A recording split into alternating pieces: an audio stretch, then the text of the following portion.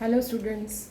So we are seeing our next topic from chapter number 2, understanding secularism. So already we have seen the importance of separating religion from the state and the meaning of the secularism. Now today we are going to discuss about Indian secularism.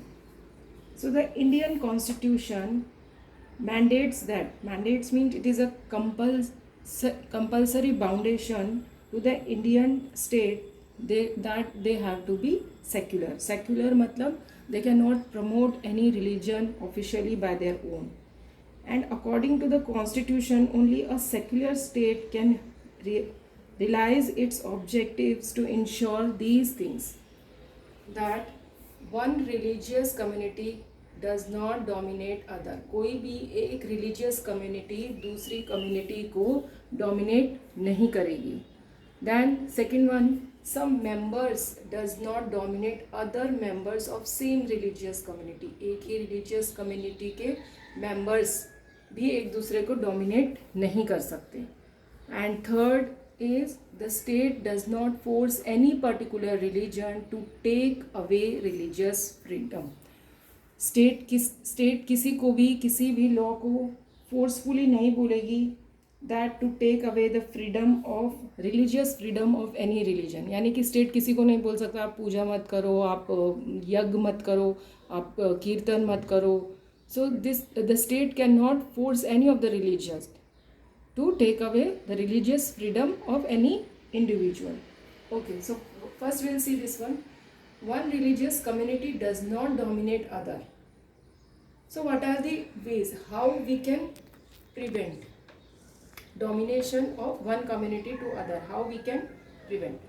So first one is by distancing itself. Itself means the state. By distancing itself from religion. So it is not ruled by a religious group. It also does not support any one religion. It means here the state. In India, government spaces like law courts, police stations, government schools and offices are not supposed to display or promote any one religion. So any schools cannot promote any one religion. So here, by distancing itself from religion, we can prevent the domination through strategy of non-interference. That means it has to respect the sentiments of all the religions and not interfere with religious practices. The state makes some certain expectations of particular religious community. Okay, we'll see here the meaning of this through an example. See, wearing a turban. It is a religious part of a Sikh religion. कोई भी Sikh religion का व्यक्ति है वो पगड़ी बांधता है, उसके रिलीजन में ये है. But the Indian state allows Sikhs as an exception to the laws of wearing helmet while riding two wheelers. जब वो टू व्हीलर्स राइड कर रहे हैं तो वो हेलमेट ना पहनकर अगर उन्होंने अपना टर्बन अपनी पगड़ी पहनी हुई है तो गवर्नमेंट उनके ऊपर कोई भी इंटरफेयर नहीं करती है. So they can wear their turban instead of the helmets, but it is only for the Sikh peoples, those who belong to the Sikh community. Okay, Sikh religion. Next is a strategy of intervention. Next is a strategy of intervention. Intervention मतलब कभी कभी उसमें interfere करना पड़ता है. How the Indian secularism works to prevent the domination is through a strategy of intervention. For example, suppose untouchability है और हिंदू धर्म के लोग अनटचेबिलिटी फॉलो करते हैं, यानी कि लोअर कास्ट के लोगों को वो आगे नहीं आने देते या उनको डोमिनेट करते हैं.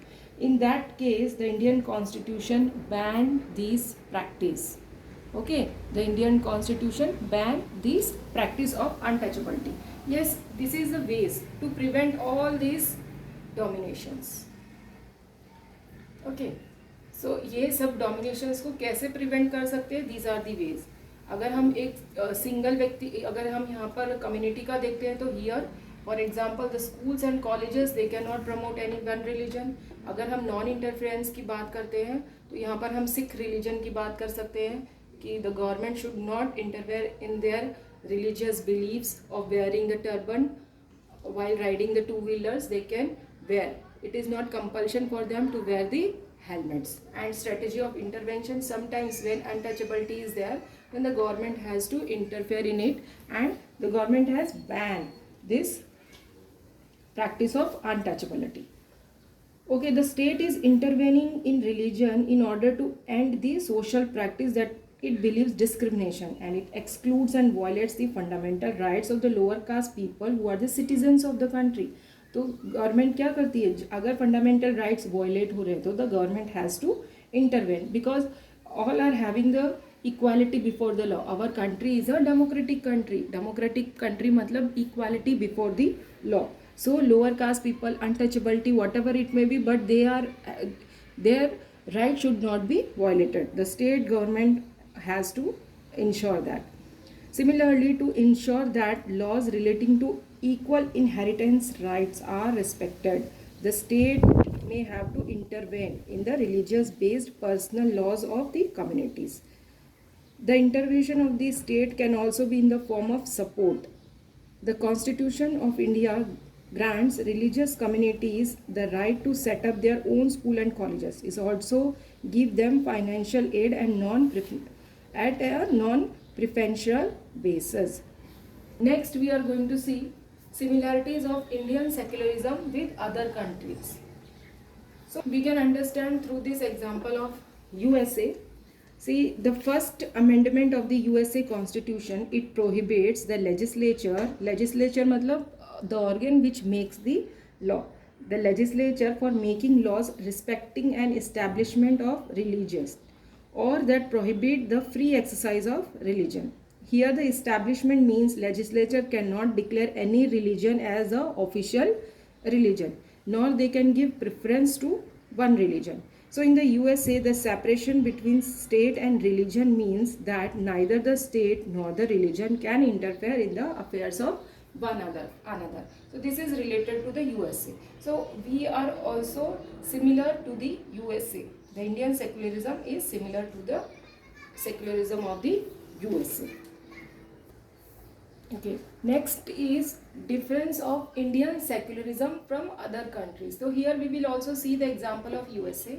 USA's government has strict separation between religion and the state. But in Indian case, the state can intervene in religious affairs. In Indian, if we are see, the state can intervene whenever it is required. For example, we are going to see here the untouchability. In the Indian secularism, though the state is not strictly separate from religion, it does not maintain a principled distance. This means that any interference in religion by the state has to be based on the ideals laid out in the Indian Constitution. So whatever given in the Indian Constitution, the state has to see whether that is fulfilled or not. The secular Indian state does work in different ways to prevent religious domination. The Indian Constitution guarantees fundamental rights. So the Indian Constitution, it say guarantees our fundamental rights. हमारे fundamental rights को सबको violate ना हो, हमारे fundamental rights should not be violated. This should be seen by the Indian state government. And however, this does not mean that there is no violation of these rights in Indian society. In fact, it is precisely because such violation that we need a constitutional mechanism to prevent them from happening. And the knowledge that such rights exist sensitive to their violation and enable us to take action when these violations takes place. So whenever such violations, fundamental rights के violation हो रहे हैं, then the Indian state government has to intervene in the religious matters. For example, untouchability, अगर untouchability आज भी है तो government को स्ट्रिक्ट एक्शंस लेने पड़ते हैं और उसको बैन किया गया है. फॉर एग्जांपल, अगर हम इंडियन रिलीजन का देखें, कई बार कुछ लोग गर्ल चाइल्ड को मार देते हैं ये बोलकर कि हमारे लॉ में, हमारे रिलीजन में बोला गया है कि गर्ल चाइल्ड नहीं आनी चाहिए. So the in such matter it is the violation of the fundamental right that everybody is equal here. So the government has to interfere in such events, and that should, in the person should be punished, those who are doing such acts in the name of the religion. So in India we have to interfere wherever it is necessary or wherever the violation of the Indian constitution is done, but in USA it has a strict separation. Okay, thank you.